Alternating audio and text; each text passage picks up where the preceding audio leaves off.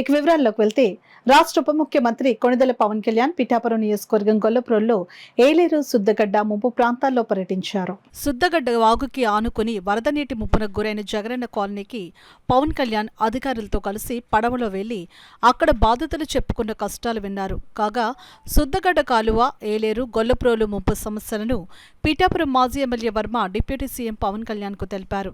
ఈ సందర్భంగా deputy CM Pawan Kalyan మీడియాతో మాట్లాడుతూ గత వైసీపీ ప్రభుత్వం కాలువల్లో కనీసం గుర్రపుడెక్కను తొలగించకపోవడం, ఏలేరు ఆధునీకరణ పనులు చేపట్టకపోవడం వల్లనే ఈరోజు గొల్లప్రోలు వరద ముంపు కారణమని, ముంపు ప్రాంతాలను తెలిసి కూడా ఇళ్ల స్థలాలిచ్చి డబ్బులకి కక్కుర్తిపడి పేదలందరినీ నిలువున ముంచేశారని ధ్వజమెత్తారు. గొల్లప్రోలు ముంపు సమస్యకు శాశ్వత పరిష్కారం చేస్తామని, సుద్దగడ్డ కాలువపై వంతెన నిర్మాణానికి చర్యలు తీసుకుంటామని అన్నారు. ఇది దాదాపు ఒక మార్కెట్ ప్రైస్ అంటే రిజిస్ట్రేషన్ ప్రైస్ ఒక 13 లక్షలు ఉంటే దాదాపు ఒక 33 లక్షలు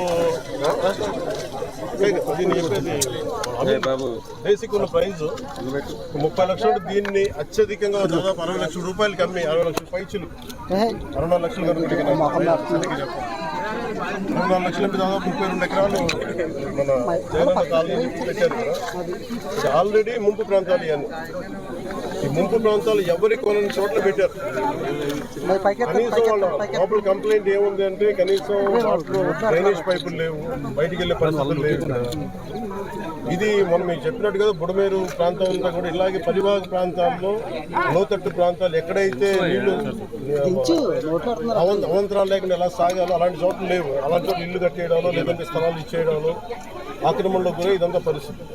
అలాగే దీనికి సంబంధించి పొలాల గట్ల మీద దాదాపు ఇది ఎవరు చెప్తా ఉన్నారు, 2 లారీల ఏరియా రోడ్డు ఇది ఎన్క్రోచ్మెంట్ జరిగి దాదాపు మొక్కలు వేసేసారు. అది కూడా కొంచెం క్లియర్ చేసి ఇబ్బంది ఉండదు అనేది చెప్తా ఉన్నారు. మేజర్ ఏంటంటే ఇక్కడ ఒక కల్వర్ట్ కావాలి, బ్రిడ్జ్ కావాలి. ఆ బ్రిడ్జ్ ఒకటి వేస్తానని చెప్పి మాట ఇచ్చాను. ఈ వరదలు తగ్గగానే దీన్ని వార్ ఫుటింగ్లో చేయించాలని చెప్పి కలెక్టర్ షణ్మోహన్ గారు కూడా మాట్లాడుకుంటా ఉన్నాం. ఇదేంటంటే ఇది మనం ముందున్న ఇదేనంటే ఇప్పుడు ఎవరు చేశారు, ఏం చేశారు, ఇది అది మేము పొలిటికల్గా అది మేము మాట్లాడుకుని తెలియజేస్తాం. కానీ ప్రస్తుతం ఇక్కడికి వచ్చింది ఎంత ప్రిపరేషన్ ఉంది. ఇన్ఫ్యాక్ట్ వరదలు మనకి ముంపు గురైతే ఇప్పుడు దాకా పొలాలకే ముంపు గురైనాయి. అలా కాకుండా కాలనీల్లోకి ఇళ్లలోకి వస్తే ఎంత రెడీనెస్ ఉందని యంత్రాంగాన్ని ఒకసారి పరిశీలించడానికి వచ్చాను. సమస్యలు